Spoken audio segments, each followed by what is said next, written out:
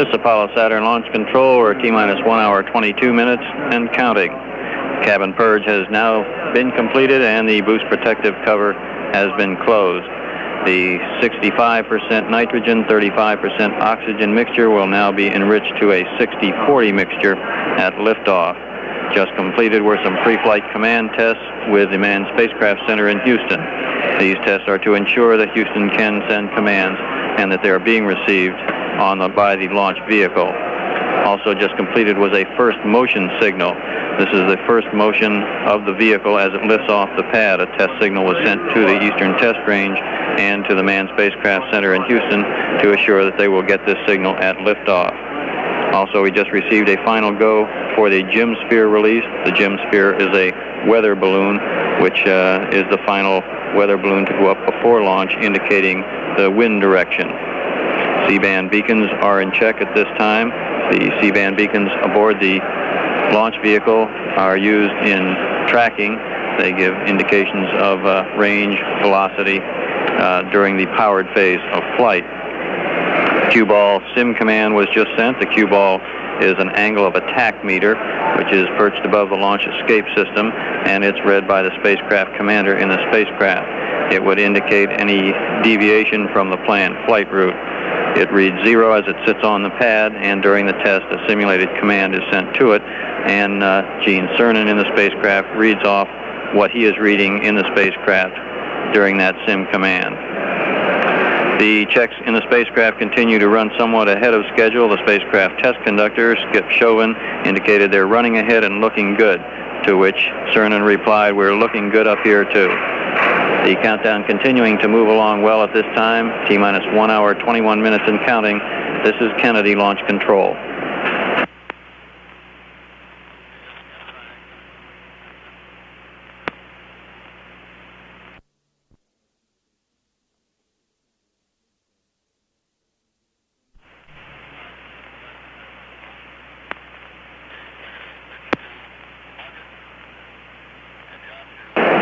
Apollo Saturn Launch Control. We're T-minus 1 hour, 12 minutes and counting.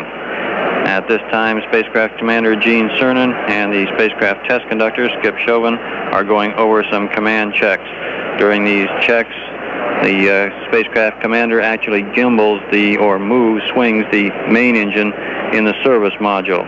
He does this using his flight hand controller, and this is a system which is done so that if there is a problem with a computer, which normally flies these, he could take over and manually fly it.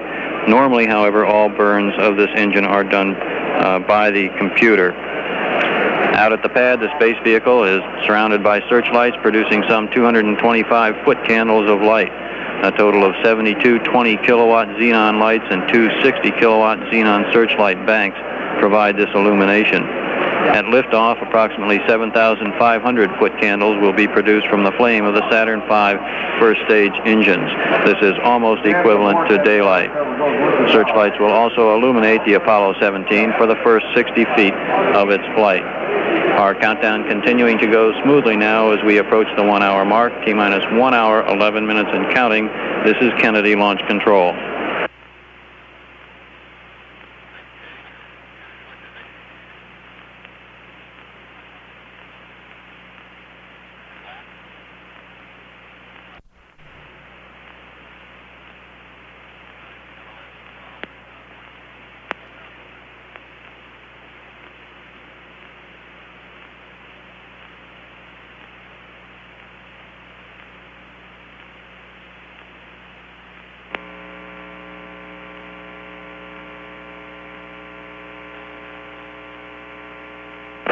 Go ahead.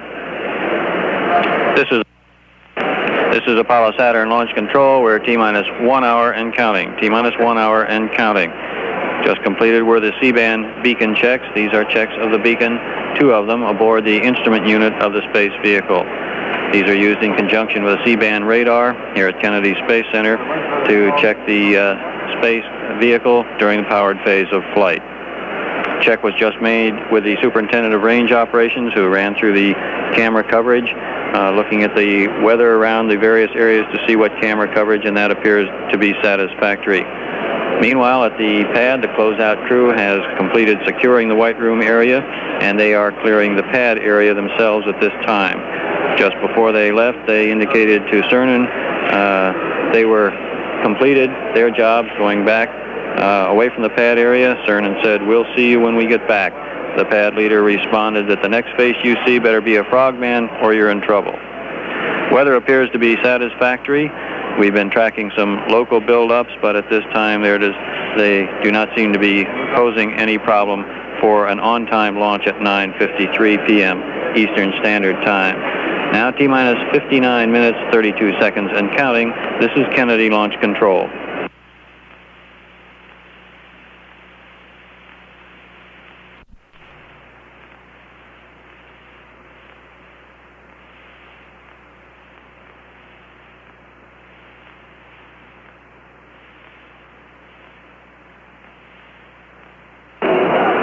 This is Apollo Saturn Launch Control. We're at T-minus 55 minutes, 54 seconds, and counting.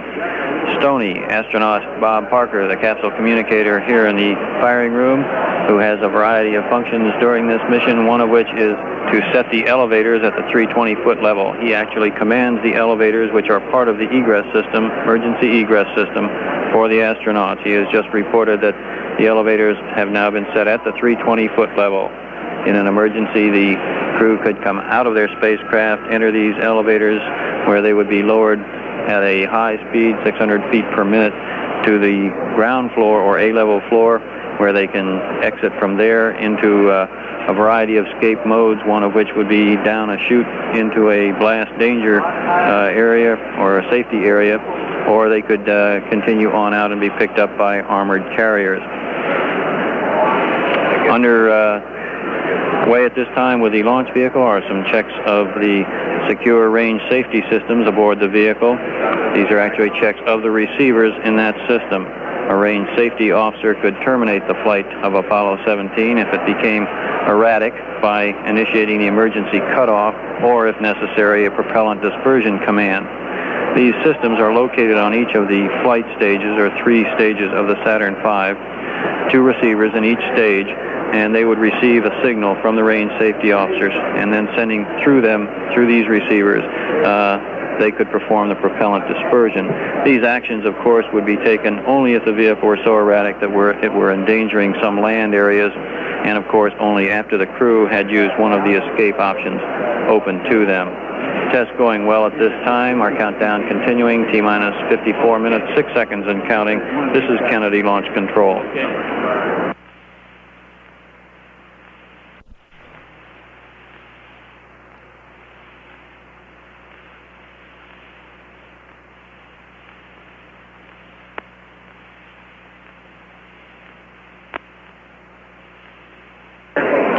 This is Apollo Saturn Launch Control, T-minus 50 minutes, 55 seconds, and counting. Preparations are underway in the Launch Control Center at this time for a critical power transfer test. The space vehicle at this time is being fed from an external power source, but shortly before liftoff, it will be transferred to the internal flight batteries. This test is to ensure that all electrical systems aboard the vehicle function properly on the internal flight batteries. The test takes about 5 minutes, during which time the various elements of the launch team monitor their systems and report in then to the test supervisor, Bill Schick, here in the control room, that everything looks good during the test. Depending on local weather conditions in various areas around the United States, the flight of Apollo 17 will be monitored or be able to be seen by people as far as 500 miles away. This is the flight as seen of the first stage of powered flight. This would include a large portion of the southeastern United States, northern tip of Cuba, and the Bahama Islands. The power transfer test now underway. First stage, second stage, third stage, instrument unit now all going to internal power.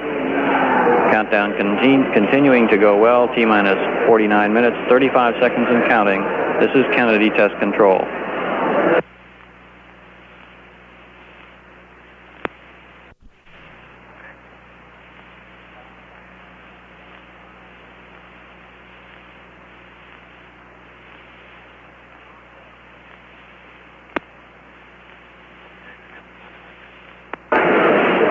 This is Apollo Saturn Launch Control. We're now T-minus 45 minutes, 55 seconds, and counting. Various elements of the launch team reporting into Test Supervisor Bill Schick that they experienced no problems during the power transfer. We've now transferred back again to an external power source, which will feed the vehicle systems until approximately 50 seconds before liftoff, at which time the final power transfer to internal takes place. At the T-minus 45 minute mark, we'll be watching for swing arm number 9. That's the swing arm that gives access to the spacecraft to swing back to a retract position 12 degrees back from the spacecraft. This is a park position, a standby position, where it will remain down till the final moments of the countdown. T-minus 5 minutes, it swings back to the full retract position. Once it swings back, the launch escape system aboard the top of the spacecraft can be armed, and this system could be used to pull the astronaut crew to safety in any disaster. Now, T-minus 44 minutes, 52 seconds and counting. This is Kennedy Launch Control.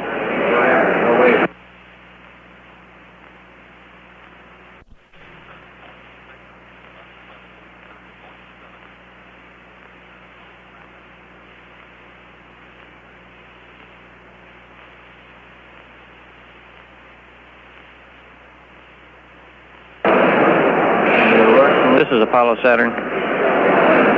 This is Apollo Saturn Launch Control. We're T-minus 40 minutes, 51 seconds, and counting. Swing arm number 9 just retracted a few minutes ago. As it retracted, the astronaut crew aboard the space vehicle could feel it moving away from the spacecraft. Eugene Cernan, spacecraft commander, commented, "We're really hanging out here in the breeze now." Spacecraft test conductor, referring to the weather, indicated that that was just a small breeze. The launch escape system has been armed. This system now could be used to carry the astronauts to safety if necessary. It's also used during the initial phases of powered flight to carry the astronauts away in an emergency. It would fly away in a high arc, pulling them to a height enough so that their parachute system could deploy and they could make a normal landing. The system is about 33 feet long. The motor develops 147,000 pounds of thrust. This is almost twice the amount of thrust of the Redstone rocket, which powered astronaut Alan Shepard, America's first man into space. The countdown continuing to move along smoothly now. T-minus 39 minutes, 36 seconds and counting. This is Kennedy Launch Control.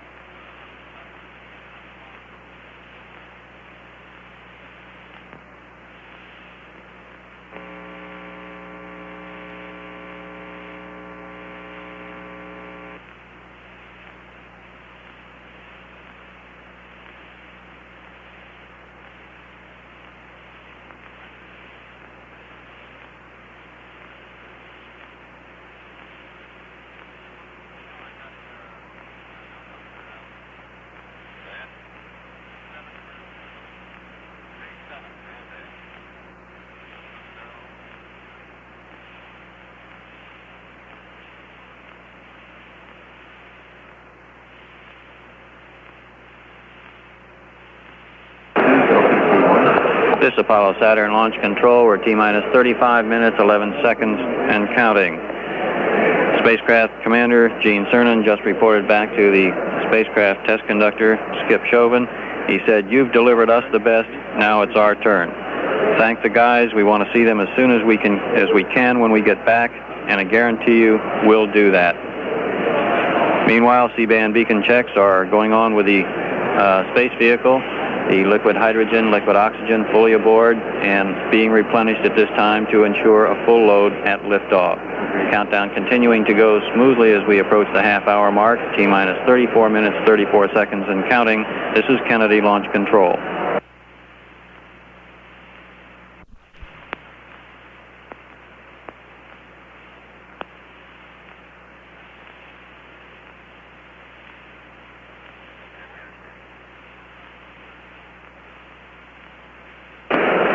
This is Apollo Saturn Launch Control, T-minus 30 minutes, 54 seconds, and counting. Manned spacecraft just indicated to the test supervisor, Bill Schick, that we are go for the terminal countdown sequences. Final propulsion checks have been completed, and the C-band readouts, once again repeated, have been completed. Beach Boss reports the launch site recovery force helicopters are on station and ready. Digital range safety command checks are now underway as the countdown continues smoothly, aiming for the T-minus 30-minute mark. Now T-minus 30 minutes, 24 seconds and counting. This is Kennedy Launch Control.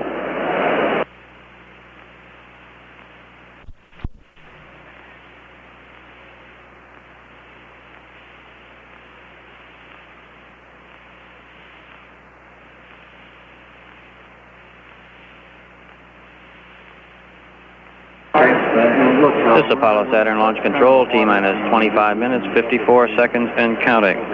Command Module pilot Ron Evans at this time has armed the reaction control system aboard the service module. He does this by allowing the hypergolic fuels to move down the lines to the engines. At this time, he's reading out the temperatures, pressures, and fuel quantities in that system. Our weather continues to look good. The major frontal area, which had been of some concern earlier, has remained well west of the launch area. Also, some smaller buildups, which we have been monitoring, do not appear to be coming close enough to cause any concern for our 9:53 p.m. launch time. That launch will be aiming Apollo 17 for the Taurus Littrow area of the moon. This area named after the Taurus Mountains, these in southern Turkey, and the Austrian astronomer Littrow. The site is expected to yield some of the oldest and some of the youngest lunar samples returned during the Apollo flights to the moon. Now T-minus 24 minutes, 50 seconds and counting. This is Kennedy Launch Control.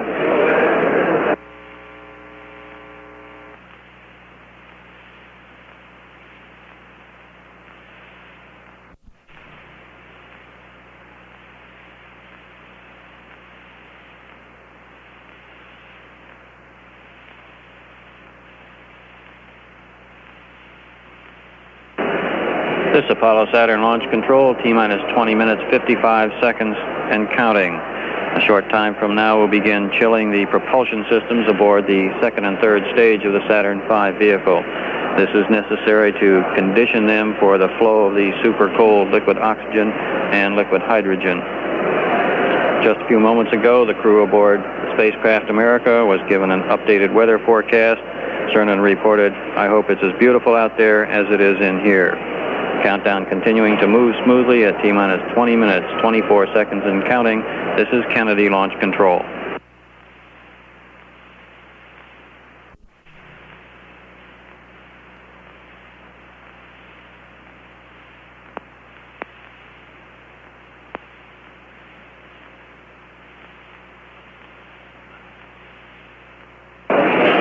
This is Apollo Saturn Launch Control. T-minus 15 minutes, 52 seconds, and counting. The Vice President of the United States, Spiro Agnew, has entered the Launch Control Center now. He'll observe the final portions of the countdown from here and also the launch.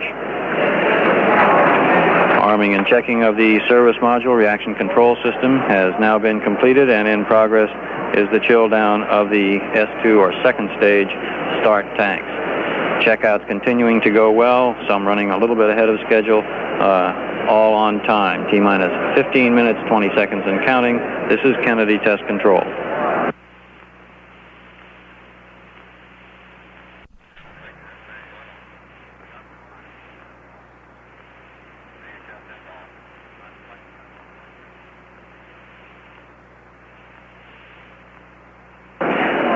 This is Apollo Saturn Launch Control, T-minus 10 minutes, 55 seconds and counting. This time, some computer checks being run with the launch vehicle. The spacecraft has now gone to full internal power. Up to this point, the spacecraft fuel cells had been sharing the power load with an external source. Also going on at this time are some checks of the Astrocom circuit. This is the circuit which is used by the launch operations manager, spacecraft test conductor, Stoney, and the 3 astronauts at launch time. This to ensure that they are not getting any extraneous voices or having to listen to any of the other networks which might be carrying on conversations which they don't need at that time. Countdown proceeding smoothly, T-minus 10 minutes, 15 seconds and counting. This is Kennedy Launch Control.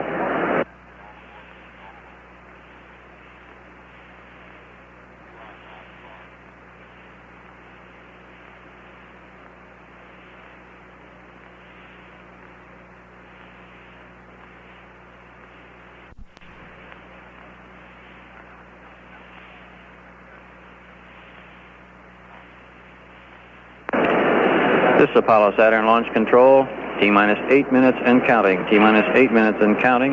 The Vice President in the firing room at the Launch Control Center, observing the final minutes of the countdown, and he'll watch the launch from here. The countdown has proceeded smoothly, picking up at 11:53 a.m. this morning.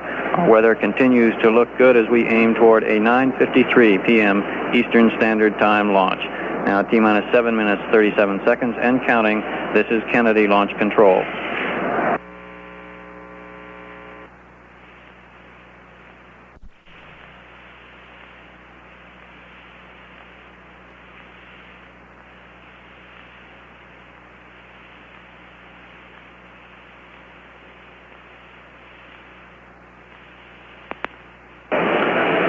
This is Apollo Saturn Launch Control, T-minus 5 minutes, 54 seconds and counting. At this time, entering the final phases of the countdown, various elements of the team reporting into Test Supervisor Bill Schick with their go, no-goes for launch. At launch time, a water deluge system at the pad will spray water over the entire area of the pad, some 400,000 gallons of water, more than an average family would use in 3 years, will be spread over the pad and the swing arms, protecting them from the searing flames of the Saturn V first stage. Various elements reporting in now. First stage reporting they are go. Range safety, Superintendent of Range Operations, they are go. Launch Operations Manager reports he is go for launch. Launch Director Walter Caprian has given a go for launch. We passed the 5-minute mark, T-minus 4 minutes, 55 seconds and counting, and swing arm number 9 now coming back to the fully retracted position. The launch escape system sitting atop the spacecraft named America by the crew, now could pull the crew to safety if there were any problems while the vehicle remains on the pad or during the early portions of the flight. At the T-minus 4-minute mark, we'll be standing by for a word from the launch vehicle test conductor, Norm Carlson, giving a clear for launch for the launch vehicle ignition. At T-minus 3 minutes, 7 seconds, we'll go on an automatic sequencer. It's called the Terminal Countdown Sequencer. The astronauts on the Astrocom circuit now, reporting and thanking the launch team for all their prayers and all their help. T-minus 3 minutes, 55 seconds and counting. Apollo 17, the launch team wishes you good luck and Godspeed, reports the Launch Operations Manager over the Astrocom circuit. T-minus 3 minutes, 40 seconds, the countdown continuing to go along smoothly. Once we go on the terminal countdown sequencer, the count will be automatic from there on out. The countdown sequencer will initiate the various functions from that time on. However, the men here in the firing room will be monitoring their consoles, watching temperatures, pressures, various readouts. They could override that terminal sequencer if necessary. Moving up now to the time when we'll go on that terminal sequencer, T-minus 3 minutes, 10 seconds, and counting. Spacecraft ready light has come on, indicating that the spacecraft is ready. We are now on the terminal sequencer. Launch sequence has started. Flowing of that water on the pad will begin at the 1-minute mark. Flowing on the flame deflector below the launch vehicle, on the launch pedestal itself, and along the swing arms, which will be coming back at liftoff. Instrument unit ready light has come on. Emergency detection system ready light is on. all indications are we are go for launch as we approach the 2-minute, 30-second mark. Pressurization of the various propellant tanks now aboard the space vehicle is starting. S2 or second stage liquid oxygen tanks now pressurized. These propellant tanks are pressurized with helium to ensure that during the flight the fuel flows properly down through the engines. It's quiet here in the firing room now as the men are monitoring their consoles, looking at the temperatures, checking pressures and a variety of parameters to ensure everything is in a go condition. Pressurization continuing on the fuel tanks. At this time, we'll go to the critical power transfer at the T-minus 50-second mark in the countdown. At that time, we'll transfer external power source to the flight batteries aboard the space vehicle. The final action by the crew aboard the spacecraft America will be a final guidance alignment. This conducted by the spacecraft commander, Gene Cernan. The flight of Apollo 17 will be able to be seen, depending on weather conditions, some 500 miles away as it goes into Earth orbit. Pressurization continuing. Liquid hydrogen tanks now aboard the second stage have been pressurized. All propellants aboard the second stage now pressurized. A cover aboard the cue ball. This is the cue ball system on top of the launch escape system will be pulled off just shortly before launch. First stage propellant tanks have been pressurized, now past the 1 minute mark, and we are going on internal power. Now all systems to internal power. We'll be looking for the engine start sequence at the 8.9 second mark in the countdown. The engines will build up to a thrust of 7.6 million pounds. T-minus 30 seconds. We have a cutoff. We have a cutoff at T-minus 30 seconds. We're standing by at T-minus 30-second mark. We'll bring word to you just as soon as we get it. We have a cutoff at T-minus 30 seconds. T-minus 30 seconds and holding. This is Kennedy Launch Control.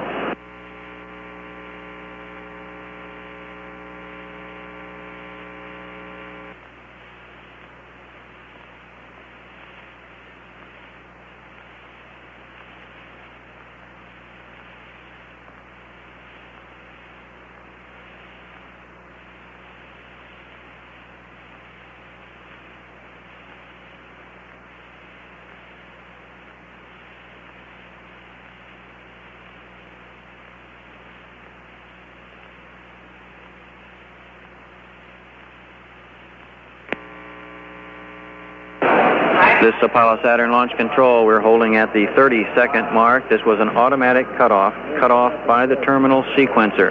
As mentioned, this sequencer initiates various actions. Each action must take place and must be completed before the next one can be initiated. If anything does not get completed in time, there will be an automatic cutoff. This cutoff was automatic, done by the sequencer. We're standing by now to check just what the problem was. Now T-minus 30 seconds and holding.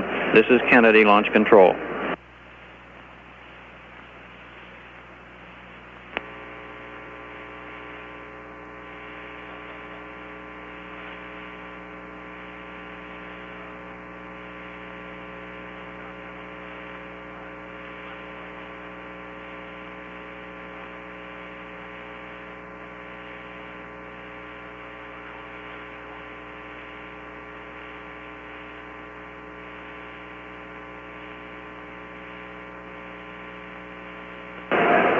This Apollo Saturn Launch Control, the astronaut crew aboard the spacecraft going through their various safing now, safing of all systems, and the launch team here continuing through their emergency procedures.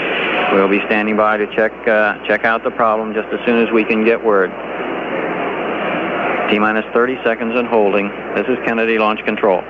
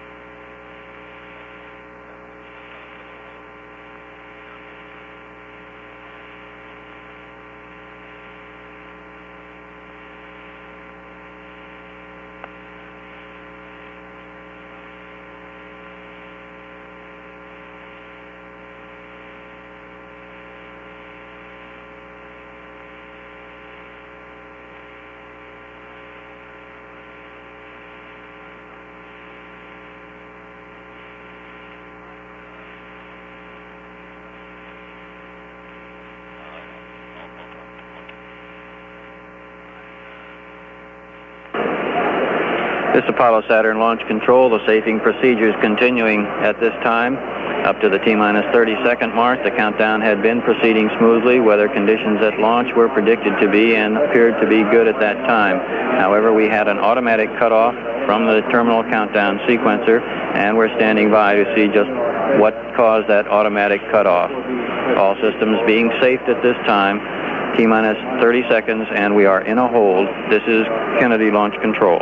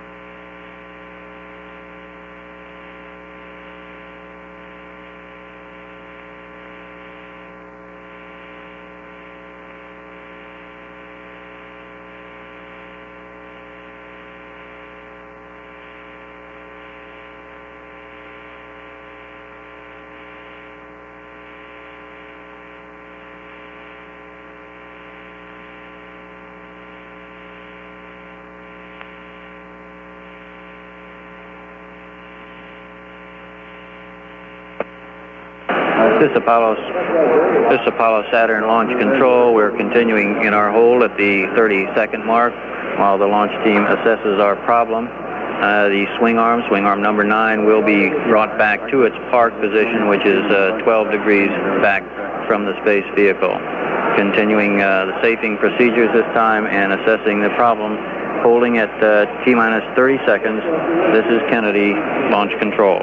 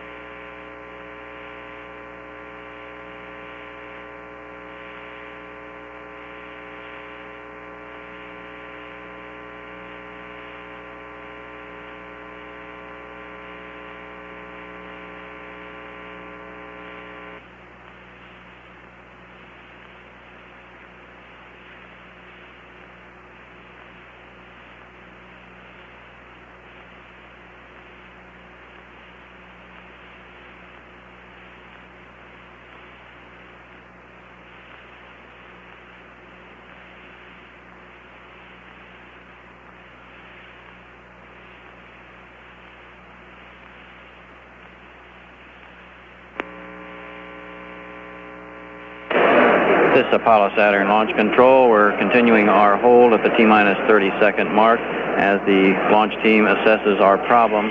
At this time, swing arm number 9 is going back to the 12-degree park position. This is in a position about 15 to 20 feet from the spacecraft. All safing procedures have proceeded normally. We're continuing our hold while we assess the problem at T-minus 30 seconds. This is Kennedy Launch Control.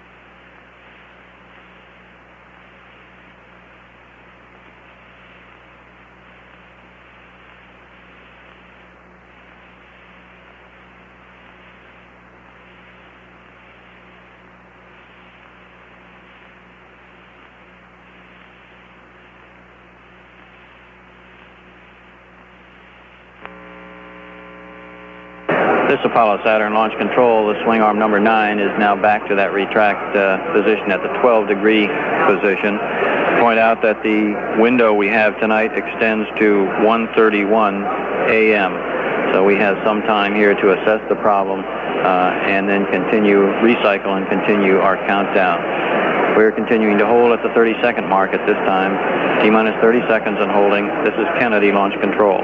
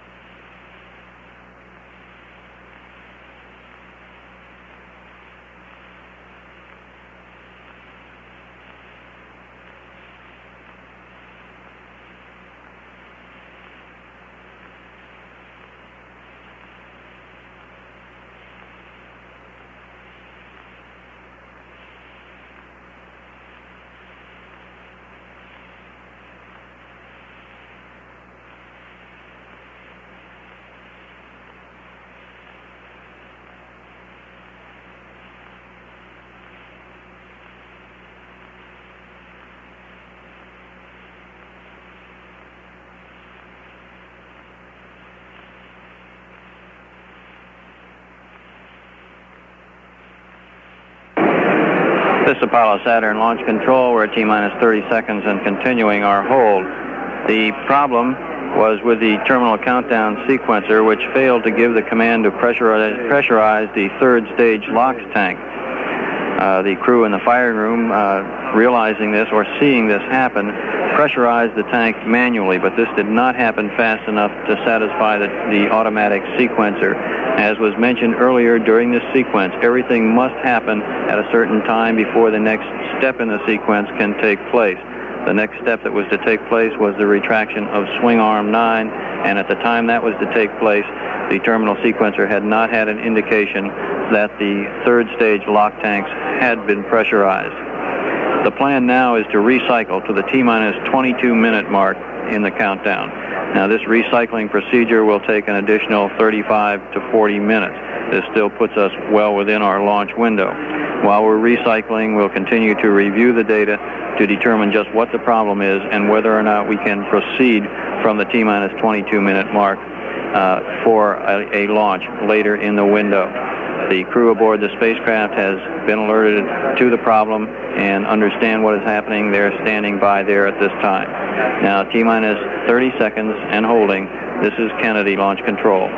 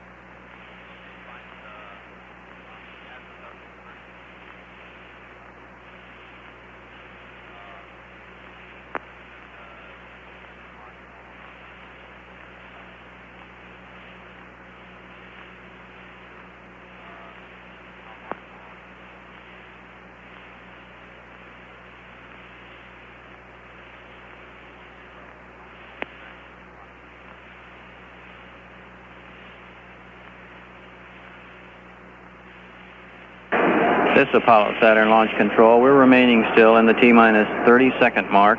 We'll remain here for some period. It will take approximately 35 to 40 minutes to recycle back to T-minus 22 minutes, where we'll resume the count. To explain again, what had happened was we were in what was called the terminal countdown sequencer. At 3 minutes, 7 seconds in the countdown, we go on to an automatic system called a terminal countdown sequencer. This countdown sequencer initiates various actions, the final actions in the count. Each of these must occur on schedule and in sequence. Now, what happened at this particular time was the third stage liquid oxygen tank was not automatically pressurized as it should have been. The launch crew here in the firing room, when they saw this, manually pressurized that system, but it was too late to satisfy the sequencer. The next event in the sequence was the retraction of swing arm number 1, swing arm going over to the first stage, and at that time the sequencer did not see that the tank had been pressurized and sent an automatic cutoff. So we had an automatic cutoff at the 30-second mark. We're standing by at the 30-second mark to go back to T-minus 22 minutes, and we are reevaluating the problem, looking at what caused the sequencer not to automatically pressurize that tank, seeing what that problem is, and seeing if there's a possibility if we go ahead and do this manually early in the sequence, if that will satisfy the sequencer, and we can proceed. Now holding at the T-minus 30-second mark in our countdown, this is Kennedy Launch Control.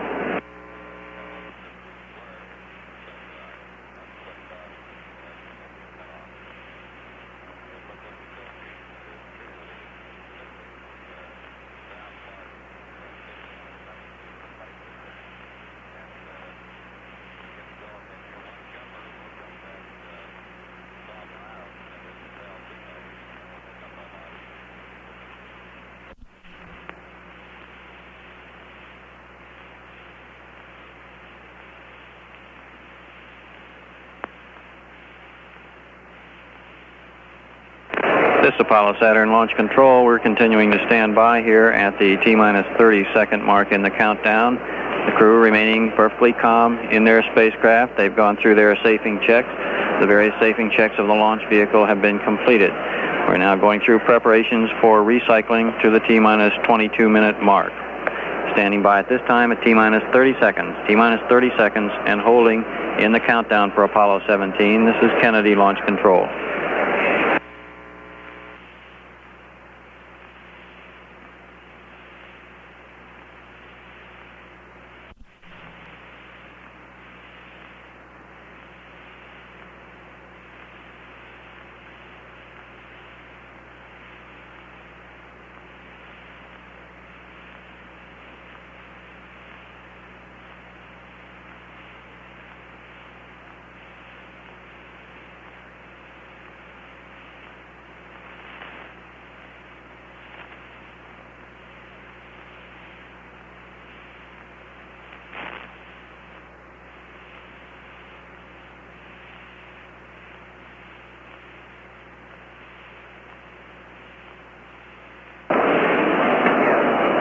This Apollo Saturn Launch Control, we're continuing our hold at the 30-second mark. We'll recycle to the T-minus 22-minute mark. The T-minus 22-minute mark is chosen as the recycling point because this is a point where we start the chill down, as was mentioned during that point in the countdown. We start the chill down of the second and third stages to prepare them for the influx of the liquid hydrogen, the cold liquid hydrogen, and the cold liquid oxygen. This chill down has some very specific parameters and must be started at a certain time and cannot go beyond a certain time. So it's best to go back to that point in the countdown under these circumstances and resume our count at the T-minus 22-minute mark when a determination is made that we can resume.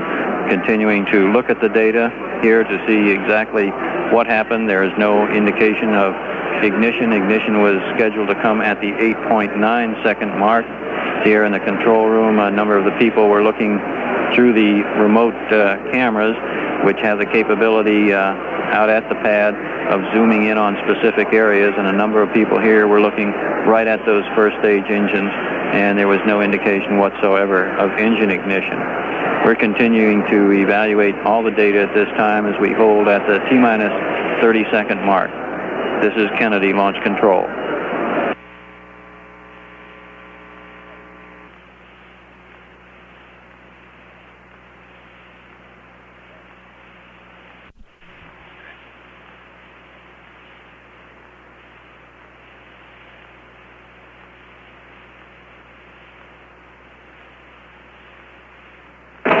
This Apollo Saturn Launch Control still in our hold at the 30-second mark.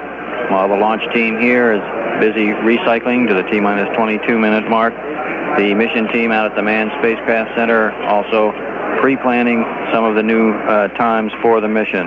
They're also this time busily pre-planning the new launch azimuth. The azimuth now, if we go at the next opportunity, would be 81.06 degrees. This will be automatically fed into the instrument unit of the Saturn V vehicle from the Manned Spacecraft Center. All elements of the launch team now putting everything together, checking over data, and doing their best to put us back into a recycle position, ready to pick up the count at the T-minus 22-minute mark.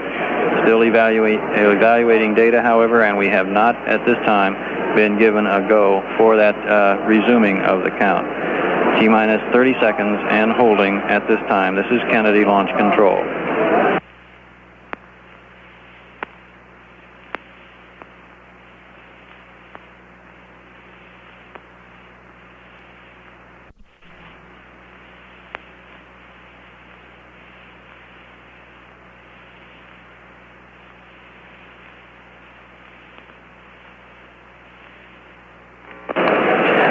This Apollo Saturn Launch Control, continuing our hold at the 30-second mark.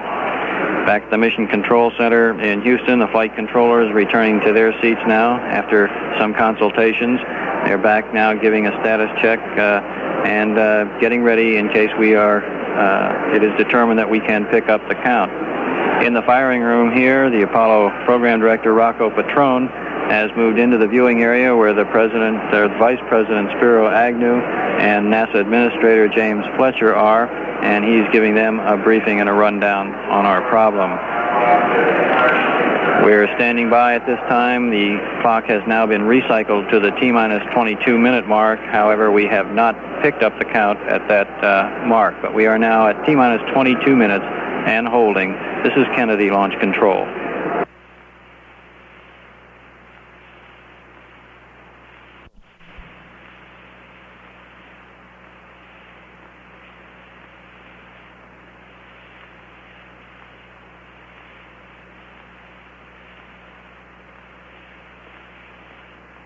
This Apollo Saturn Launch Control, we're continuing to stand by at the T-minus 22-minute mark in the countdown. Recycling operations have gone well. We're back at the T-minus 22-minute mark, and it's at this mark which we would pick up the count if we are given a go to resume. The check has been made of the Mission Control Center team. It's Mission Control Center in Houston. All elements of that team reporting that they are ready to resume as soon as they get the word. Now standing by here at Kennedy Space Center while data is reviewed, and determination will be made if and when we can resume our countdown for Apollo 17. Now T-minus 22 minutes and holding. This is Kennedy Launch Control.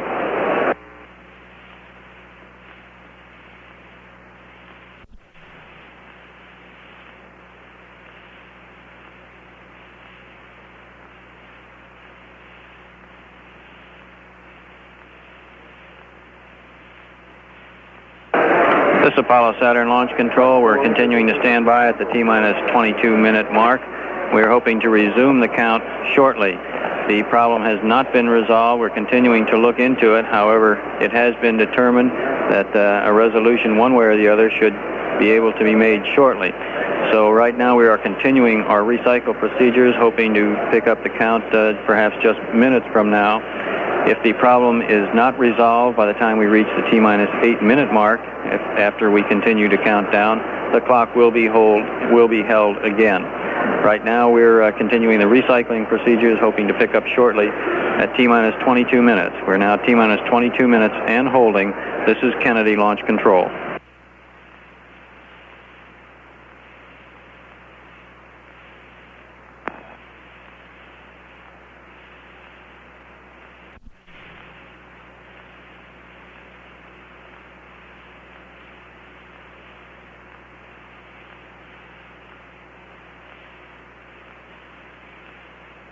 This is Apollo Saturn Launch Control. We're continuing to stand by at the T-minus 22-minute mark. We've been given the word here in the firing room now that the count will be resumed at 11 p.m. at T-minus 22 minutes. At this time, there has still not been a resolution to the problem, but we'll continue looking at that. We could continue on counting down while this problem is looked at. To reiterate what the problem was, the terminal countdown sequencer failed to give the command to pressurize the third stage liquid oxygen tanks. The crews monitoring this function saw that happened and immediately manually pressurized the tanks, but this did not occur in time in the sequence, and when swing arm 1 was to retract, it had not received this signal. As a consequence, an automatic cutoff was sent. There are several possible workarounds to this. They're being looked into at this time, and we plan to resume our countdown at the T-minus 22-minute mark at 11 p.m. Now holding at T-minus 22 minutes, this is Kennedy Launch Control.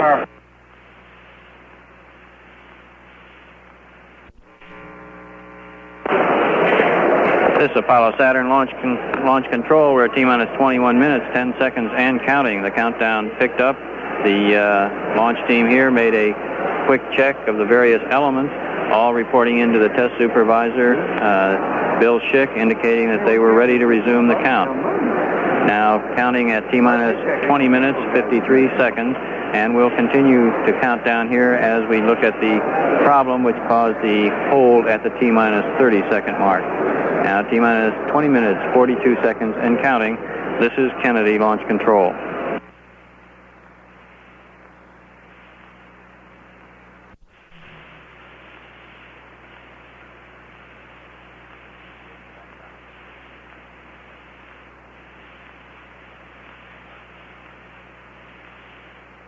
This is Apollo Saturn Launch Control. We're at T-minus 14 minutes, 35 seconds, and counting in our countdown for Apollo 17. Back at the Mission Control Center, the men there are updating the launch azimuth. Launch azimuth standing now at 82.54 degrees. This will automatically be fed into the instrument unit. The swing arm number 9, the access arm to the spacecraft, remains at the 12-degree position. It will remain there until the T-minus 5-minute mark in the countdown. Going on at this time are the cycling of some of the vents for the liquid hydrogen and the liquid oxygen.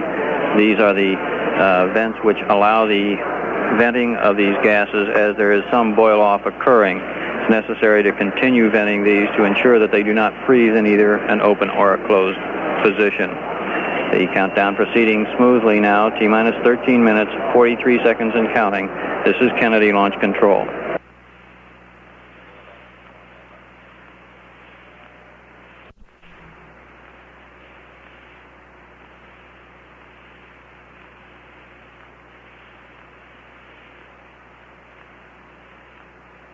This is Apollo Saturn Launch Control. We're at T-minus 9 minutes, 36 seconds, and we are counting. However, we do plan to continue the hold at the T-minus 8-minute mark. We can hold at that point for 20 minutes and plan a 20-minute hold while the launch crew here satisfies themselves that they have worked out a good solution and a workaround to the problem. The crew has been alerted aboard the spacecraft.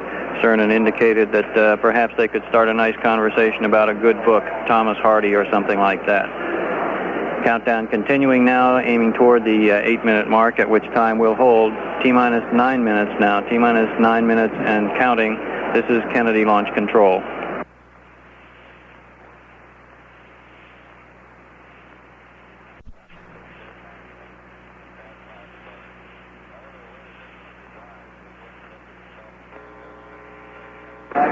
This is Apollo Saturn Launch Control. We're now holding at the 8-minute mark as planned. The hold at this time is planned for approximately 20 minutes. The crew feels that they have a workaround to the problem, working around the indication going to the terminal sequencer that the tank has not been pressurized when actually it had been done manually. They are checking all of their data, however, to ensure that this is the proper method to work around the problem and that this will result in a smooth countdown from here on. Now T-minus 8 minutes and holding. This is Kennedy Launch Control.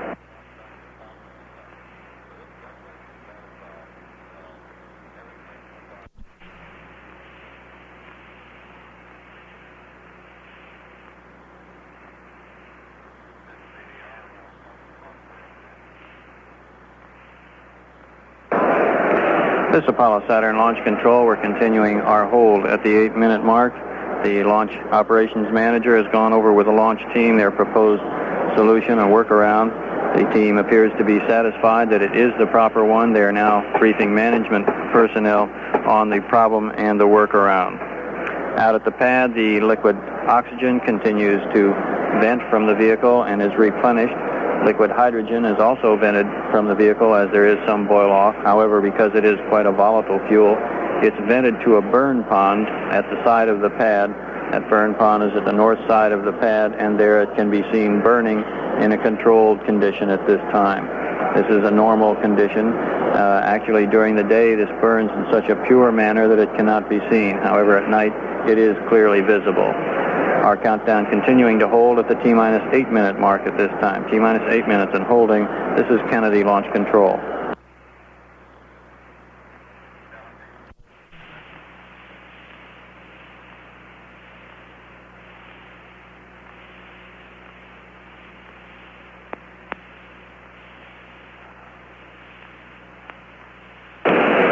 This is Apollo Saturn Launch Control. We're continuing to hold at the T-minus 8-minute mark.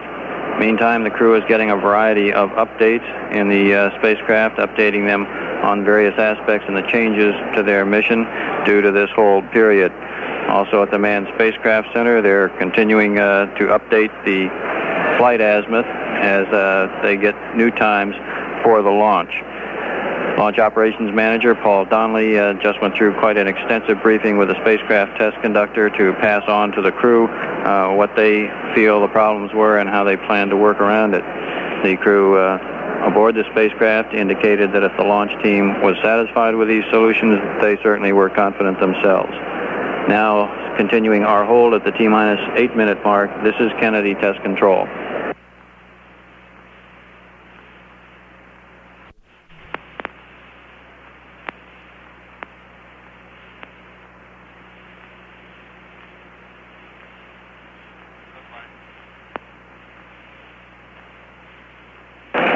This is Apollo Saturn Launch Control. We're continuing in our hold at the T-minus 8-minute mark. At this time, it's been determined to take an additional 20 minutes, add an additional 20 minutes to that planned hold period. The reason for this is the crews would like to take the workaround that they have devised, and at Marshall Space Flight Center, where the Saturn V launch vehicle was developed, they have what is called a breadboard, or a system which is similar to this one, and run through the sequence and ensure that it does operate properly. The crew aboard the spacecraft was informed of this additional 20-minute hold.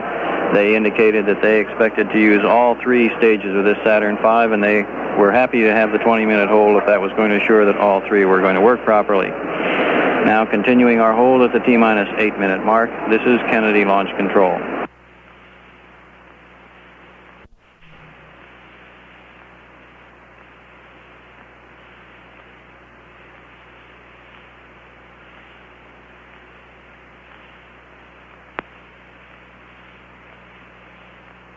This is Apollo Saturn Test Control. We're continuing our hold at the T-minus 8-minute mark.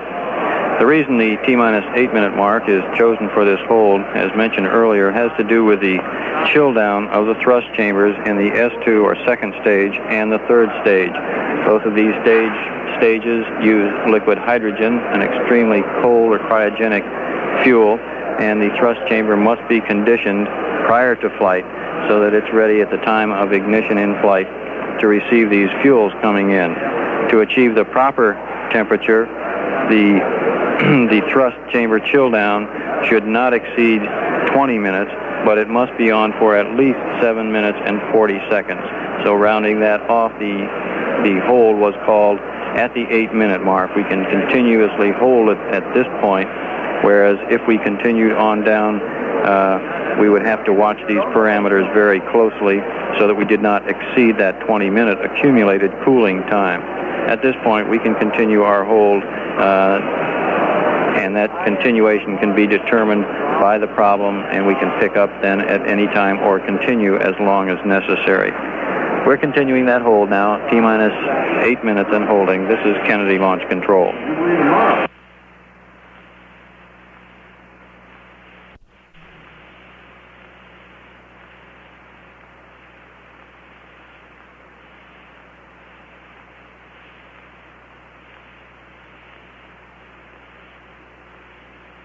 This is Apollo Saturn Launch Control. We're continuing in our hold at the T-minus 8-minute mark.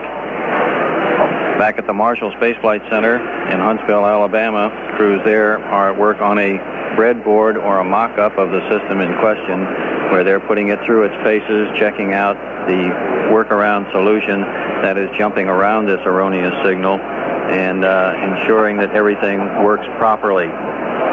The crew still standing by in the spacecraft, updating various systems there, updating their flight plan, all continuing to go well there. The crew at the Manned Spacecraft Center also doing considerable amount of updating. They'll be continuing to update the azimuth, and the Launch Control Center here at Kennedy Space Center. The launch team manning their consoles, standing by to pick up the count when we're given the word to go. However, we're standing by still at this time. We have no word from the Marshall Space Flight Center. We're expecting that to come within 10 to 15 minutes from this time. Now, T-minus 8 minutes and holding. This is Kennedy Launch Control.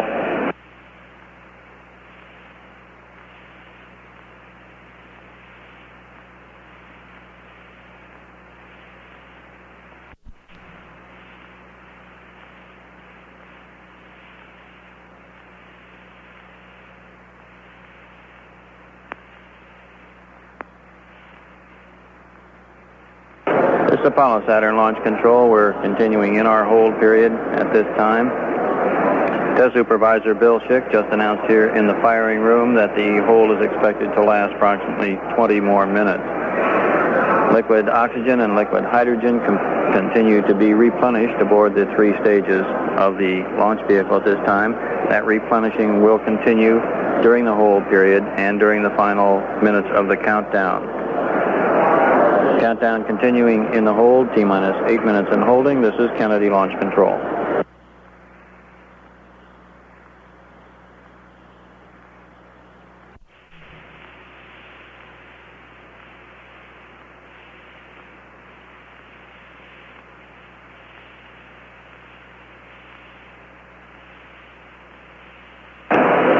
This is Apollo Saturn Launch Control at 1 minute to midnight. 1 minute to midnight, we're continuing to hold at the T-minus 8-minute mark. Work still going on at the Marshall Space Flight Center in Huntsville, Alabama. Updating of the tracking, continuing at the Manned Spacecraft Center in Houston. And the launch team here at Kennedy Space Center preparing to pick up the count. Hopefully we'll be given a go-ahead to pick up the count in approximately 10 to 12 minutes from this time. We're continuing to stand by, waiting to hear from the testing going on at the Marshall Space Flight Center in Huntsville. To recap the activities earlier today, the countdown picked up at 11:53 a.m. after a planned hold period, picked up at the T-minus 9-hour mark. Shortly after that time, the pad was cleared, and we began loading the cryogenic fuels, that's the liquid hydrogen and the liquid oxygen, aboard the space vehicle. Those operations actually went a little bit ahead of schedule.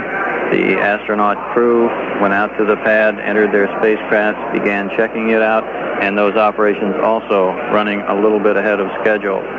We went on to our terminal countdown sequencer at the 3-minute 6-second mark as scheduled. Everything seemed to be proceeding fine. At the T-minus 30-second mark, we got an automatic cutoff.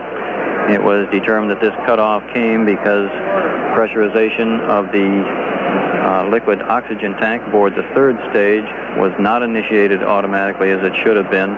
When it was done manually, the terminal sequencer did not sense that this had been done and therefore gave the automatic cutoff. We're working the problem right now, continuing to hold at the T-minus 8-minute mark. T-minus 8 minutes and holding. This is Kennedy Launch Control.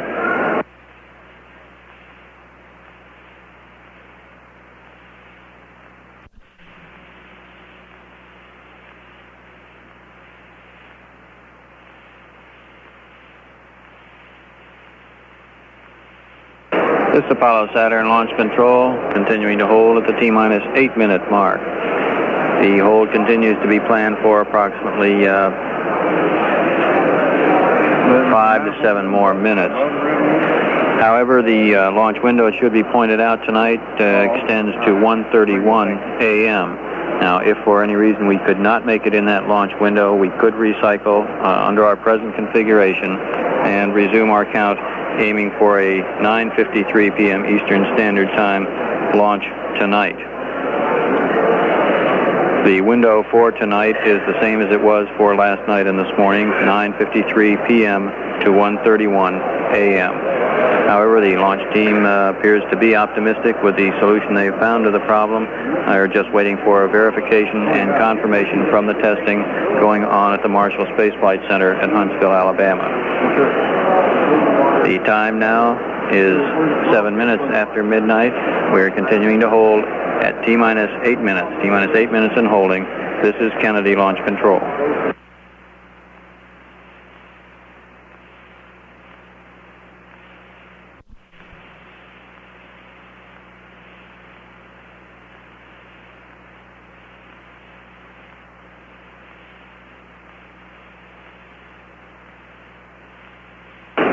This Apollo Saturn Launch Control continuing to hold at the 8-minute mark in the countdown.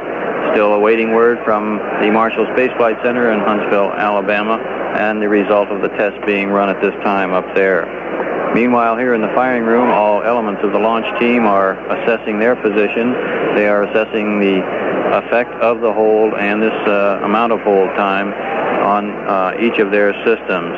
Everyone at this time busily at work here in the firing room, also at the Mission Control Center in Houston, busy there with their flight updates.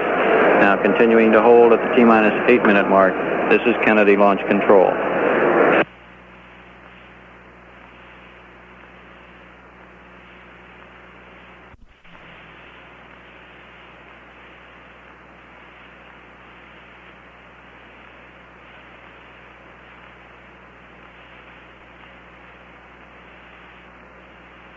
Apollo Saturn Launch Control, we're at 15 minutes past the hour, continuing to hold at the T-minus 8-minute mark. Test supervisor just indicated that we plan to pick up the clock at the T-minus 8-minute mark in 10 minutes, planning to pick up the clock at 25 minutes past the hour. The tests being run at, or have been run now at the Marshall Space Flight Center, and indicate that our system is good the way it has been reconfigured. All elements now during this 10 minutes will be preparing their various systems to pick up the clock at the T-minus 8-minute mark. Meanwhile, out at the Manned Spacecraft Center, the flight controllers there are also planning to pick up the clock. We just received a go from the Superintendent of Range Operations indicating that the range has been cleared around the new flight azimuth. Manned Spacecraft Center Houston flight indicates that they are go to pick up the clock at 25 minutes past the hour. Now T-minus 8 minutes and holding. This is Kennedy Launch Control.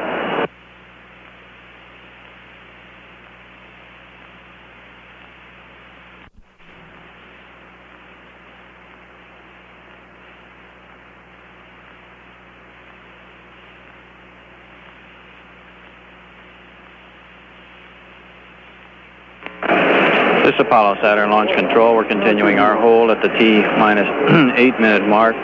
We have approximately 5 more minutes remaining in that hold.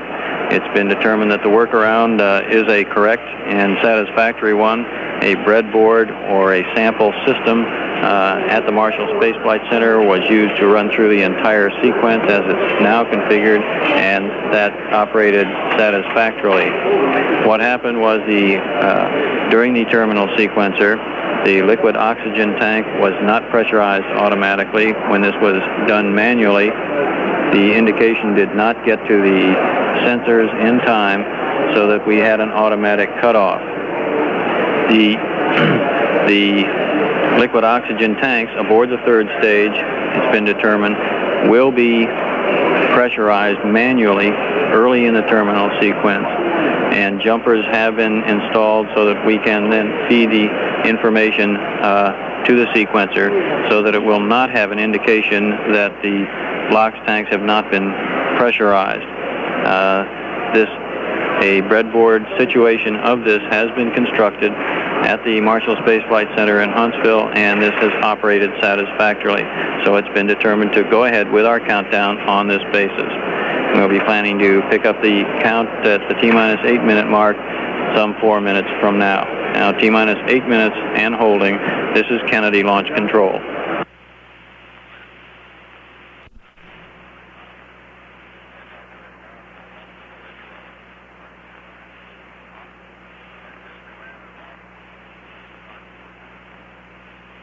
This is Apollo Saturn Launch Control. We're now resuming the count. T-minus 7 minutes, 54 seconds, and counting. At this time in the spacecraft, updates being given to the spacecraft commander, Eugene Cernan. The swing arm still at the 12-degree position. That's the park position, standing by at the spacecraft. That will be brought back to the full retract position at approximately T-minus 5 minutes in the countdown. The flight director just ran through his team, a status report from his team at the Mission Control Center. That team all reported they are in a go condition. Now T-minus 7 minutes, 20 seconds, and counting. This is Kennedy Launch Control.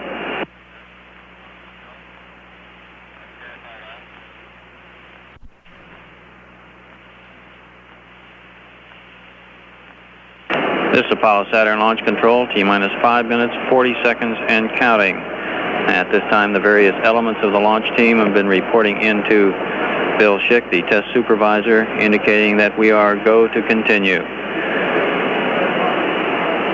Mission Director Chet Lee just verifies that we are go for launch. Safety indicates that we have a go. First stage test conductor, this is the man who has charge of those 5 first stage engines, which will give us the liftoff, has indicated a go for launch. Launch operations manager Paul Donnelly also giving us a go for launch. And finally the launch director Walter Caprian says we are go for launch. We've passed the 5 minute mark now, and swing arm number 9. This is the access arm to the spacecraft, is coming back to the full retract position. It moves back alongside the mobile launch tower, and it will remain there now through the final portion of the countdown and the launch. At the T-minus 60-second mark, 20 nozzles will start flame deflector deluge of 13,000 gallons per minute of water pouring down on that flame deflector. So a great deal of what is seen at launch time, which looks like smoke, is actually steam as this water is burned off. This water to cool the pad area and to cool the equipment alongside of the launch tower, as the water also pours across the swing arms on the launch tower. We're approaching the 4 minute mark in the countdown now. T-minus 4 minutes, 5 seconds, and continuing to count. At the 4 minute mark, we'll stand by for a final go from Norm Carlson, the launch vehicle test conductor. He's given a go. The launch operations manager now switching over to the Astrocom circuit. This is the circuit that the astronauts, the launch operations manager, and the spacecraft communicator will remain on. They have this private circuit to keep extraneous talk off of their circuit. They are checking in. They are checking in now on the Astrocom circuit, indicating that they are go. Spacecraft has indicated they are ready. Instrument unit ready light has come on. S1C, that's the first stage. Preparations are now complete as we approach the 3 minute mark. There's quiet in the firing room now as the engineers and technicians are monitoring their consoles. They're monitoring the various rates, pressures, temperatures. They can override the terminal sequencer if they cite a problem that it has not picked up. We are on that terminal sequencer now. We've passed the 3 minute mark, T-minus 2 minutes, 47 seconds, and counting as we are on the terminal sequencer. At the T-minus 50-second mark, we'll be looking for that critical power transfer. This is where we transfer from the external power source, which has been feeding the 3 stages of the launch vehicle, to internal power. That's to the flight batteries aboard the space vehicle. It's expected that given proper weather conditions, people will be observing this flight from as much as 500 miles away. This includes a large portion of the southeastern United States, the northern tip of Cuba, and the Bahama Islands. Now approaching the 2-minute mark. Mark, T-minus 2 minutes and counting, and the countdown continues to move along smoothly. Now in the terminal countdown portion. The automatic sequencer has stopped the replenishing of the liquid oxygen and the liquid hydrogen. We're standing by now to begin pressurization of the fuel tanks. The second stage fuel tank pressurized, third stage fuel tank pressurized. The countdown continuing to move along smoothly. T-minus 90 seconds. T-minus 90 seconds. Countdown continuing smoothly. S4B propellants pressurized. The indication now using the workaround showing the S4B propellants have been pressurized. Now looking at the liquid hydrogen tanks as they become pressurized. LH2 aboard the second stage pressurized. All propellants now aboard the second stage pressurized as we approach the 1-minute mark in the countdown. Mark, T-minus 1 minute and counting, now in the final minute of the countdown. At T-minus 45 seconds, Gene Cernan will make the final guidance alignment. This is the Mark, T-minus 45, and Gene Cernan made that final guidance alignment. That's the last action taken by the crew aboard the space vehicle. Now approaching the half-minute mark. T-minus 33, T-minus 30 seconds, and continuing on now. Continuing on at the T-minus 26-second mark, T-minus 25. We'll get a final guidance release at the T-minus 17-second mark. T-minus 17, final guidance release. We'll expect engine ignition at 8.9 seconds. 10, 9, 8, 7, ignition sequence started. All engines are started. We have ignition, 2, 1, 0. We have a liftoff. We have a liftoff, and it's lighting up the area. It's just like daylight here at Kennedy Space Center as the Saturn V is moving off the pad. It has now cleared the tower. Tower, yaw is complete. We're in the roll, Bob. Roger, Gino, looking great. Thrust good on all 5 engines. Okay, babe, it's looking good here. Roll is complete. We are pitching.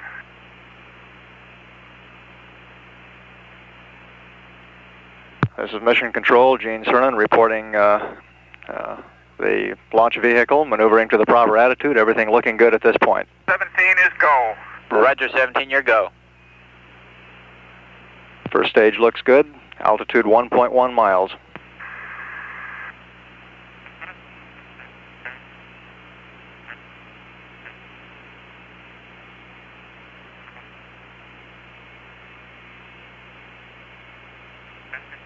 Booster says we look good. We're now at 2.5 miles. Mark, mode 1 Bravo. Roger, 1 Bravo. We're go at 1 minute. Roger, Gene, you're looking great. Right on the line. Everybody says looking great. Right on the line. We're now 1 mile downrange. Launch vehicle 4.2 miles high.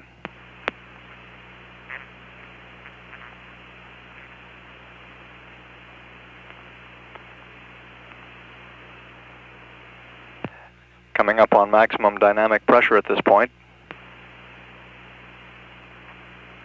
4 miles downrange, 8 miles high, and the velocity approaching 3,000 feet per second. Looking great.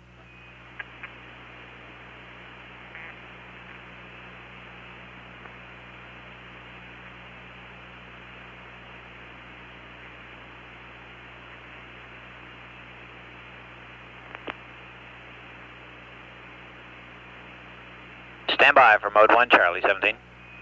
Mark, mode 1 Charlie. And the flight dynamics officer says we look good on all sources, right on the trajectory. Roger, 17, you're go. Flight Director Gene Kranz taking a status for staging. We say we look good for staging. Roger, we'll go here.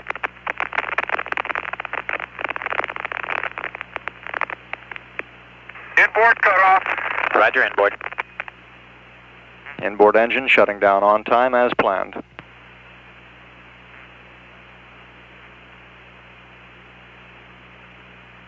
Crew will experience maximum G forces of about 4 Gs at shutdown. Coming up on first stage shutdown. And we've had shutdown on time on the first stage. 5. Roger, they're looking here, looking good. Sure felt like it. I think we saw them all from here. Roger, Jack, and the thrust is going, all 5 of them. They're running good. Okay, 3 minutes in, we're go. Roger, 17.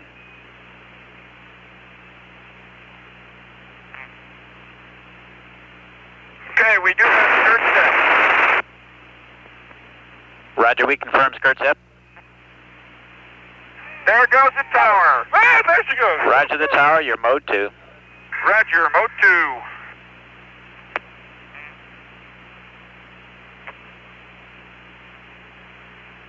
The steering has converged and CMC is go. You're going right down the pike, 17. Okay, Bob, I do confirm guidance. That's the automatic guidance system, the inertial guidance system performing properly. Breakers, and we've seen it all. Ignition, staging, and tower. Roger, got you. Apollo 17 now 65 miles high. Okay, 4 minutes, and we're go here, Bob. Roger, Gene, we're going around the room. Look, go here. You're looking real good, Gene. Right down the line.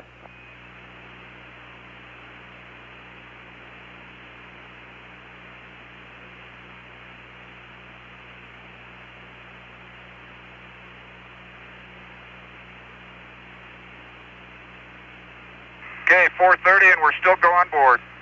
Roger, 17, you're go. Let me tell you, this night launch is something to behold.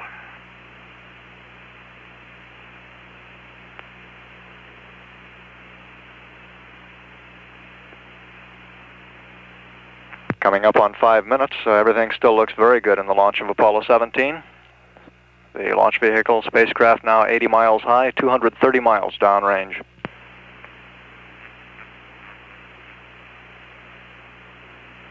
Five minutes, Gino, and you're go down here. You're looking great. Okay, Robert, we go here at 5.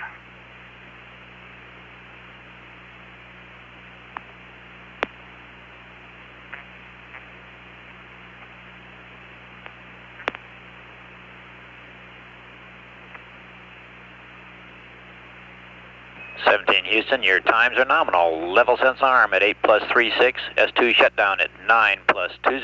Nominal times. 8 plus 36 and 9 plus 20. Roger. Capcom Robert Overmeyer advising Gene Cernan and the crew aboard Apollo 17. The second stage shut down at about 9 minutes 20 seconds elapsed time. That shut down about 3.5 minutes from now. Stand by for S4B to COI capability. Mark, S4B to COI capability. Roger, S4B to COI, we'll go at 6. Roger, Dino.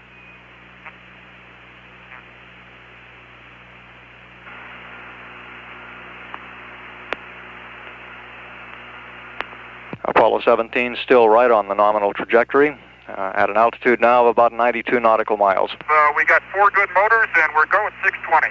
Roger, and 17, we copied the gimbals and we watched them. They're looking good.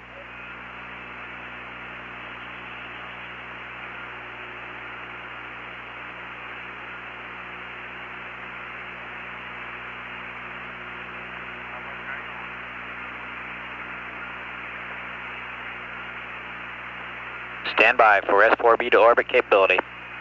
Mark, S4B to orbit capability. And we'd like Omni Delta, Jack. Roger, you've got it. Roger. Now 7 minutes in, and we have sufficient velocity to make orbit with the Saturn third stage should we have an unexpected early shutdown of the second stage. Get on board. Roger.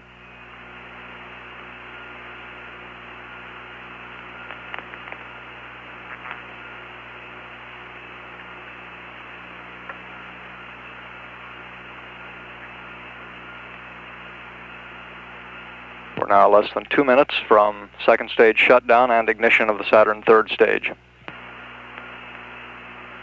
And the center engine will be shutting down as scheduled in about 10 seconds. We have inboard cutoff. Roger, Gene, inboard on time.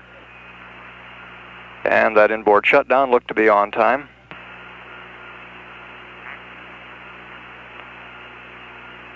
Apollo 17 now 625 miles downrange, 93 miles in altitude. 8 minutes and we are go. Roger, 17, you're looking great.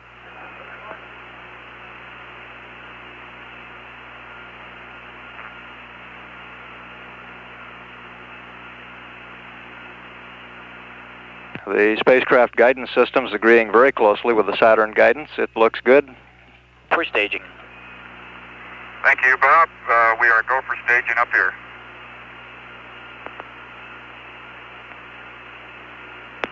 Staging now less than 1 minute.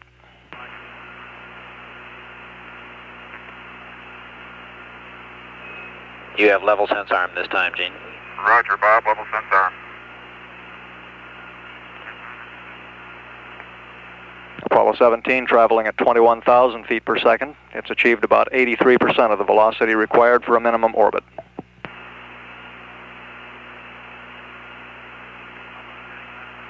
Minutes, Bob, and 17 is go. Roger, 17, you're go here. And about 10 seconds to staging.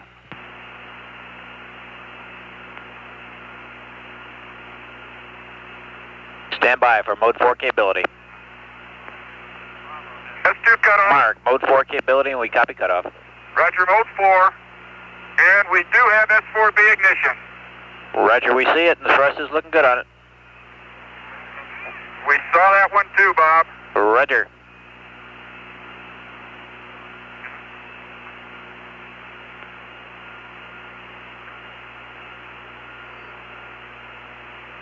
We're up to 23,000 feet per second. We'll be shooting for something over 25,000. 17, the steering has converged, and the CMC is go. You're looking great. Roger, the CMC is go, 10 minutes, and 17 is go on board. 17, Houston, you are go for orbit. Go for orbit. Those are kind words, Robert. We're go for orbit here. Good show, Gene.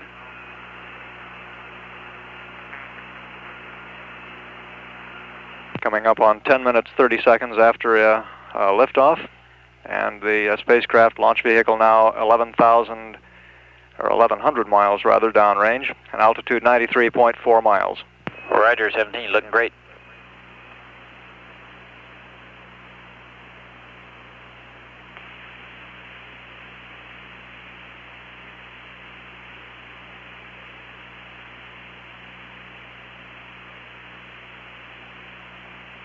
And we're about 1 minute from shutdown, about 1 minute from orbit insertion.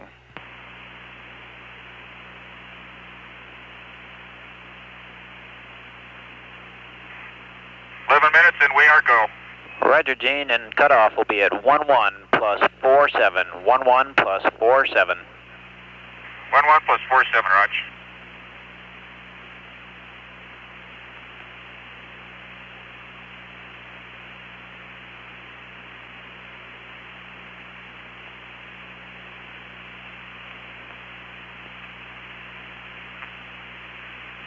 Okay, 11:30, and we're go here, and stand by. Roger, Gene. Cutoff time is still holding good, 11 plus 47. Okay, cutoff at 42. Understand, cutoff at 42. Roger, we copy.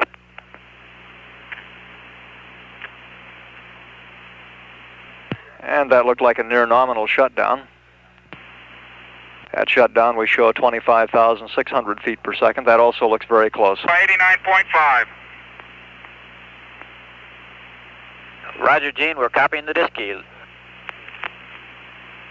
Okay, Jeff. Gene Cernan reporting the onboard indication of an orbit of 93.5 by 89.5. We'll be getting tracking and confirming that here on the ground.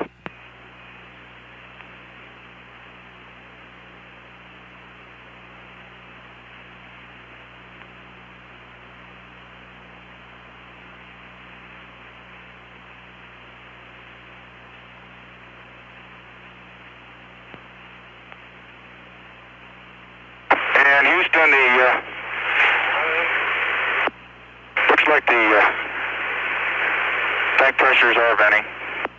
Roger, Gene, the range safety is safe, and you are in a go orbit nominal.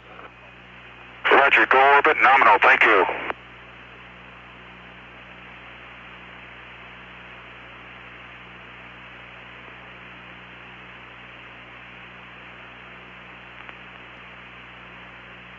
And 17, I'll be unable to update that AOS time, but 52:20 is looking good. Roger.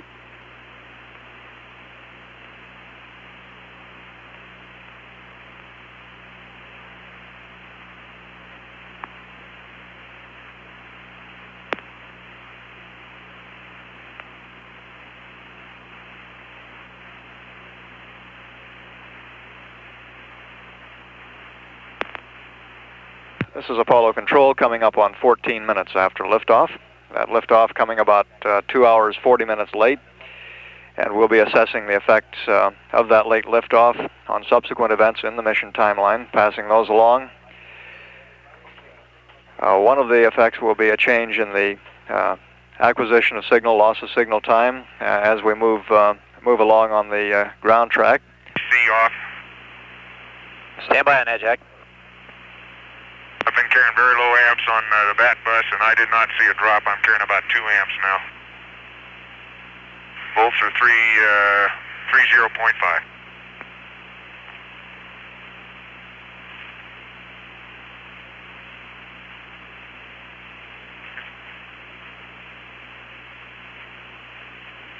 Jack, go ahead and take the BC motor switch off.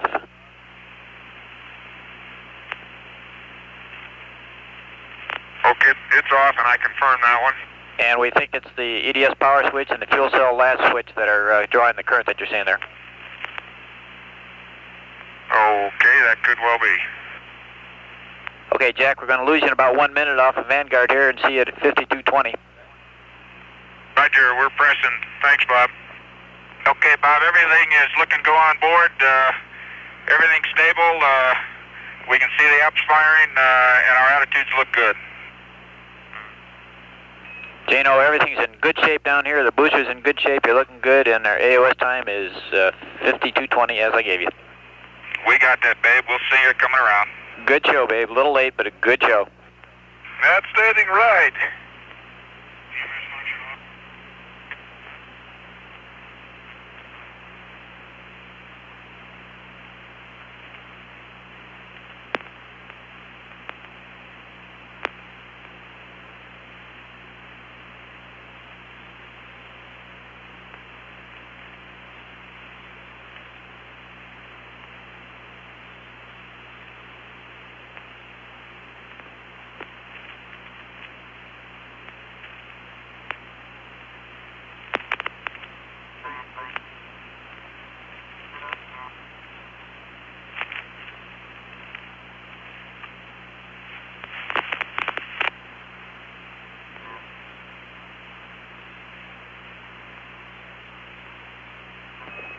Houston, we're hanging with you here. It looks like you're hanging in Vanguard a little longer than we expected.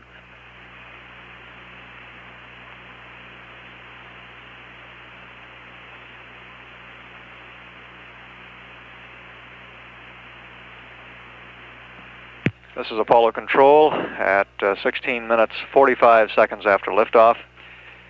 We've confirmed Apollo 17 is in a near nominal orbit. The crew reported an orbit of about 93.5 by 89.5 based on their onboard calculations. And computations on the ground show that we're very close to the nominal 90-mile nautical mile orbit. As a result of the late liftoff, the translunar injection will be a little bit earlier than the flight plan ground elapsed time. We don't have an update on this time yet. We expect that it will be on the order of 8 to 10 minutes early. We will update that time as we get a later update.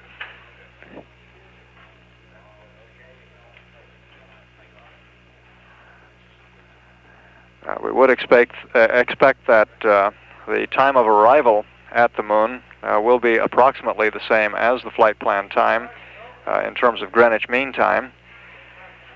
The ground elapsed time will be somewhat earlier, and we expect that there will be a clock update, a so-called clock update, at some point where we make the clocks in mission control and aboard the spacecraft agree with the ground elapsed time that they would be showing in the flight plan. The net effect will be that we'll arrive at the moon in a shorter ground elapsed time, in effect about 2 hours, 40 minutes earlier than the flight plan would show, but at the same Greenwich Mean Time or local time here on Earth that we would have had we lifted off on time. We're in effect making up the time by speeding up the arrival at the moon. The spacecraft at translunar injection will be going somewhat faster than a nominal liftoff translunar injection. Consequently, it will arrive at the moon going slightly faster and also somewhat earlier, about 2 hours, 40 minutes earlier in terms of ground elapsed time. This will also mean that the lunar orbit insertion will require a bit more energy to slow the spacecraft down and get it into lunar orbit. These details, of course, will all be worked out in the time that we have before lunar orbit insertion. And when we get an updated translunar injection time, we'll pass that along.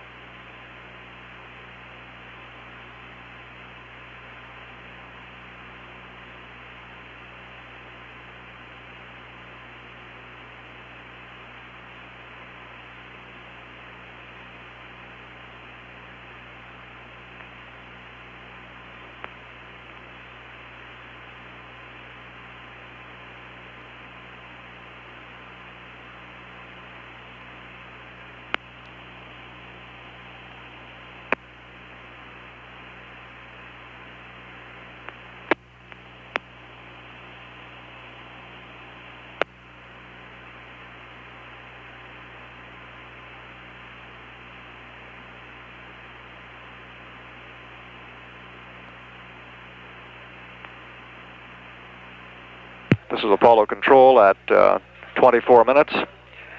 Apollo 17 now in an orbit about 90 miles by 93 miles. And everything appears to be nominal aboard the spacecraft and aboard the launch vehicle, Saturn third stage. One additional impact of our late liftoff will be the loss of television coverage for the transposition and docking maneuver. The television coverage will not be possible because the ground track has shifted. We don't have the site coverage that had been expected for television. The translunar injection burn, reigniting the Saturn third stage to put the spacecraft on its trajectory to the moon, is now scheduled to occur at a ground elapsed time of 3 hours, 12 minutes, 35 seconds, or roughly 9 minutes earlier than the flight plan time. This again the effect of the late liftoff.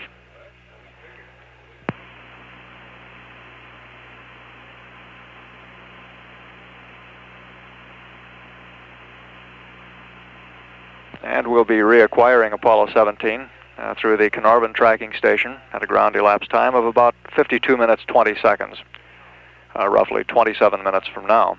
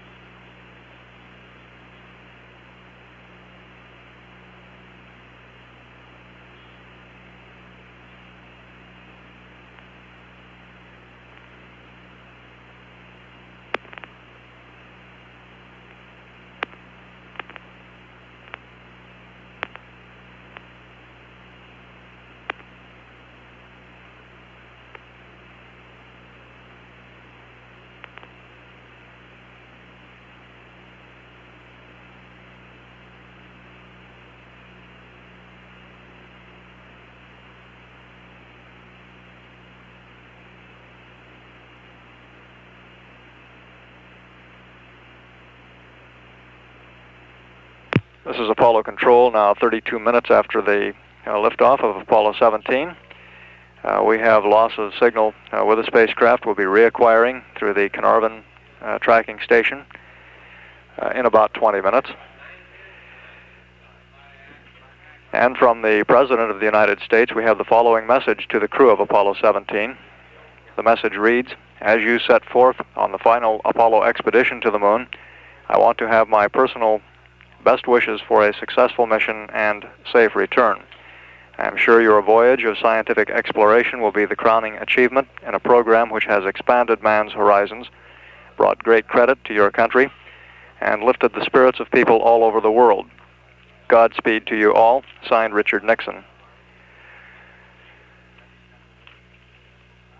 The flight dynamics officer, continuing to process tracking data following orbital insertion, reports that there is a small amount of out-of-plane error showing up in the orbit.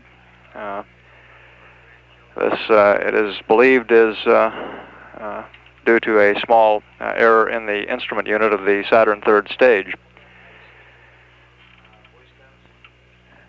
However, the orbit is very close to nominal, about 90 nautical miles by 93 nautical miles.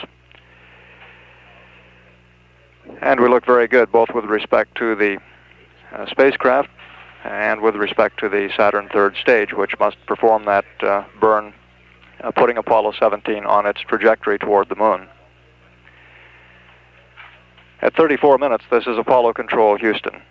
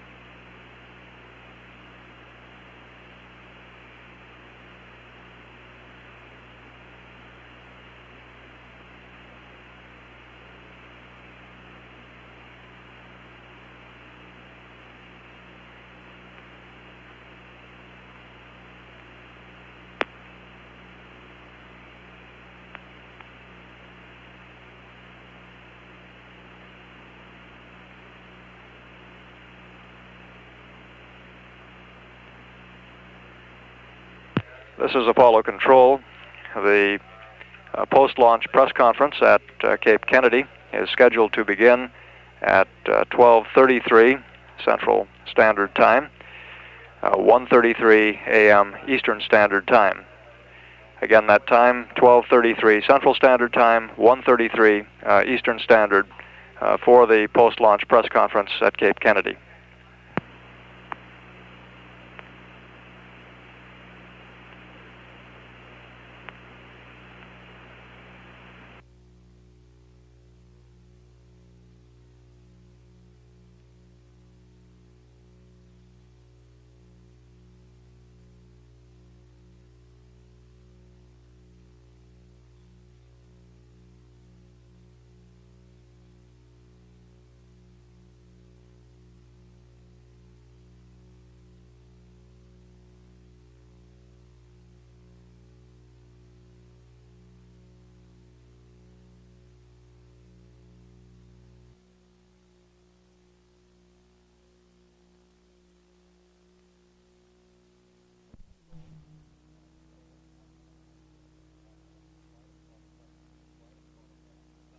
Control at 51 minutes into the flight of Apollo 17, and we're standing by to reacquire the spacecraft through the Carnarvon Australian tracking station.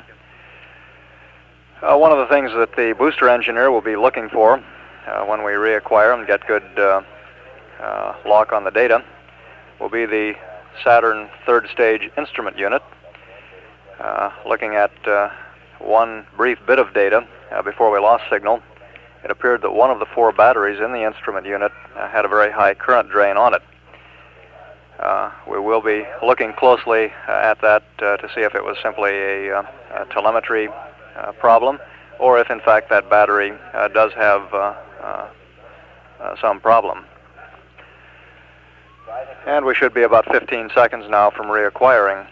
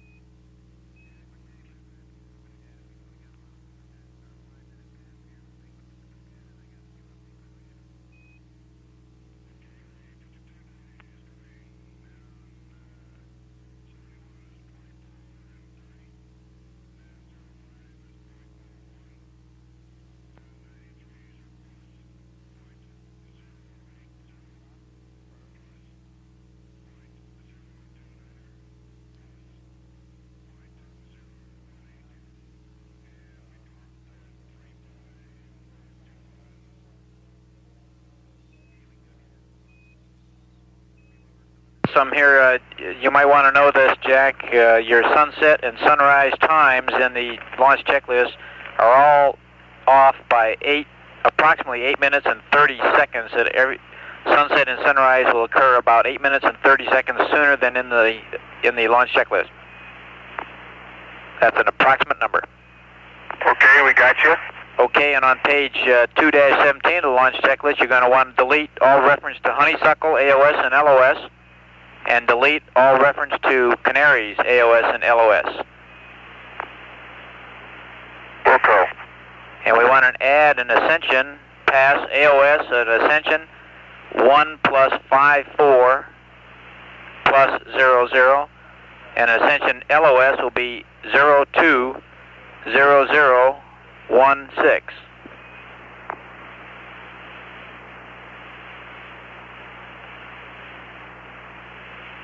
Okay, Bob, you're going to have to repeat that. Okay, stand by. Let me give you a page. On 2-17, let's go Hawaii AOS first of all. On a Hawaii AOS on page 2-17, AOS is 01 plus 17 plus 24. Hawaii LOS 01 plus 22 plus 49er.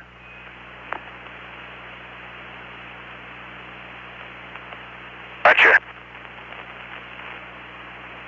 Now, what about the ascension? Okay, here, give you the ascension again now. The AOS 1 plus 5-4 plus 00.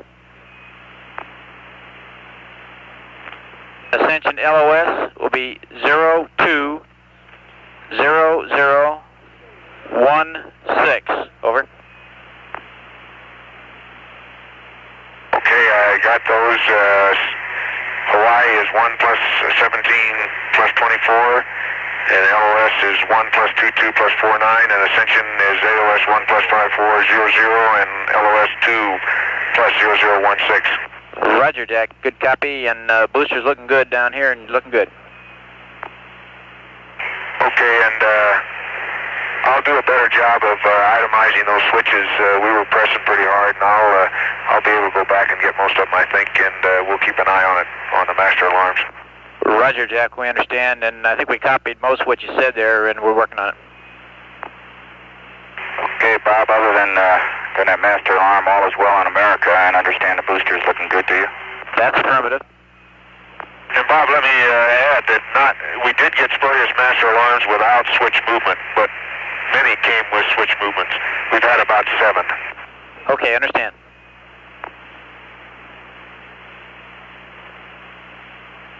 That was only after insertion. 7 times that your heart doesn't need, huh? Oh, we were paying attention to a sunset that was the biggest, or sunrise or something that we saw. It was the biggest rainbow I'd ever seen. Beautiful.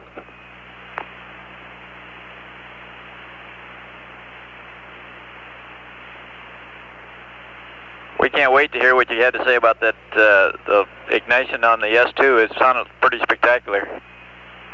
Well, just let it be said that that was quite a booster ride, and we got a chance a little later. Maybe we'll Roger. tell you about. We're about ready to lose comm here. You're looking great, guys, and we'll pick you up in Hawaii here shortly. Okay, we're looking at the deserts of Australia right now, and again, everything's good on board. Roger, pick you up at 1:17:24. Gotcha.